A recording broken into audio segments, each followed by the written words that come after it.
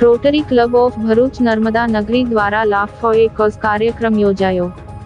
Rotary Club of Bharuch Narmada નગરીએ તેના સ્થાયી પ્રોજેક્ટ્સ જેવા કે મોતિયાબિંદુ સર્જરી, મહિલા સશક્તિકરણ અને શિક્ષણને સમર્થન આપવા માટે એક fund raising event laugh for a કોઝનું આયોજન કર્યું હતું, જેમાં પ્રખ્યાત સ્ટેન્ડ-અપ કોમેડિયન નીતિશ શેટ્ટી અને કનવરલાલે શાનદાર પ્રસ્તુતિ આપી હતી.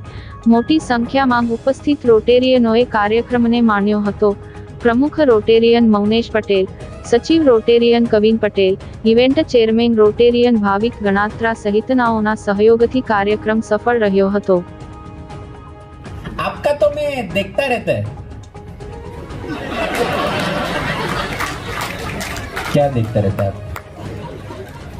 फिर मेरे को बोलता आपके साथ फोटो भी चाहिए. मैं बोला ठीक है सर आ जाओ. आइए आइए. आप इंस्टाग्राम में है ना, मैं डालता हूँ उसमें. हाँ फोटो अपना. बोला ठीक है. Hashtag with my favourite comedian. आपका नाम क्या है? मैं पूछा आपका नाम क्या है? ध्रुव राजा.